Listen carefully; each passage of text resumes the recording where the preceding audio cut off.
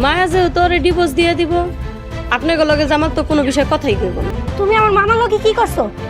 আমার মামারে কি বাইরে ফেলাইছো নাকি? হ্যালো ভিউয়ার্স, আসসালামু আলাইকুম। জনপ্রিয় ইসলামিক ড্রামা সিরিজ বৎসরতের 19তম পর্ব দেখে আমরা সবাই বেশ আবেগপ্রবণ হয়ে পড়েছি। 19তম পর্বের শেষে আমরা দেখেছি জামাল হাসপাতাল থেকে ফিরে এসেছে, কিন্তু মায়ার জীবনে দুঃখ যেন কাটছেই না। মায়ার শাশুড়ি আর মরিয়ম মিলে মায়াকে বাড়ি থেকে বের করে দেওয়ার জন্য যে চক্রান্ত শুরু করেছে তা দেখে আমাদের সবারই খুব মন খারাপ লেগেছে। 20তম পর্বে তাহলে কি হতে যাচ্ছে? মায়া কি পারবে তার সম্মান ফিরে পেতে, নাকি তাকে সত্যি বাড়ি ছাড়তে হবে? চলুন জেনে নেওয়া যাক 20তম পর্বের সম্ভাব্য আপডেট। কিন্তু বন্ধুরা, তার আগে যদি আপনি আমাদের চ্যানেলে নতুন হয়ে থাকেন তাহলে আমাদের ভিডিওতে একটি লাইক দিয়ে চ্যানেলটি সাবস্ক্রাইব করে বেল আইকনটি অন করে দিন।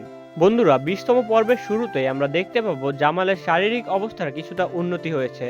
জামাল এখন বাড়িতেই বিশ্রাম নিচ্ছে, কিন্তু সে বুঝতে পারছে তার অজান্তেই বাড়িতে অনেক কিছু ঘটে যাচ্ছে। মায়ের প্রতি তার পরিবারের অবহেলা সে নিজে চোখে দেখা শুরু করবে। অন্যদিকে জামালের মা এবং মরিয়ম তাদের ষড়যন্ত্রের জাল আরো শক্ত করে বুনবে। তারা মায়াকে সবার সামনে ছোট করার জন্য কোনো বড় ধরনের চুরির অপবাদ বা মিথ্যা কোনো অভিযোগ আনতে পারে। মরিয়ম চাইবে যেভাবেই হোক মায়াকে জামালের মন থেকে বিষিয়ে তুলতে, যাতে জামাল নিজে থেকেই মায়াকে ডিভোর্স দিয়ে দেয়। মায়ার দেবর রোমানও এই চক্রান্তের অংশ।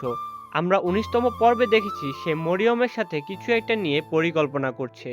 20তম পর্বে দেখা যাবে তারা জামালের ব্যবসার টাকা বা সম্পদ নিয়ে কোনো কারসাজি করতে পারে এবং তার দায়ভার পুরোপুরি মায়ার ওপর চাপানোর চেষ্টা করবে। কিন্তু মায়া বরাবরের মতো ধৈর্য আর আল্লাহর ওপর ভরসা করে সব সহ্য করবে। মায়ার এই চোখের পানি কি বৃথা যাবে? 20তম পর্বে জামালের মনে মায়ার জন্য এক অদ্ভুত মায়া কাজ করবে, যা চক্রান্তকারীদের জন্য বড় বাধা হয়ে দাঁড়াতে পারে। বন্ধুরা, বৎসরত নাটকের 20তম পর্ব নিয়ে আমার এই ছোট্ট আপডেটটি আপনাদের কেমন লাগলো তা কমেন্ট করে অবশ্যই জানাবেন। আর মায়ার চরিত্রে সারোয়ার কিরণের অভিনয় আপনাদের কেমন লাগে তা অবশ্যই কমেন্টে লিখে জানান। ভিডিওটি ভালো লাগলে একটি লাইক দিন এবং আমাদের চ্যানেলটি সাবস্ক্রাইব করে পাশে থাকুন, তাহলে পরবর্তী পর্বের সকল আপডেটগুলো আপনি সবার আগে পেয়ে যাবেন। প্রিয় বন্ধুরা, দেখা হবে পরবর্তী আরেকটি ভিডিওতে। ততক্ষণ পর্যন্ত ভালো থাকুন। আল্লাহ হাফেজ।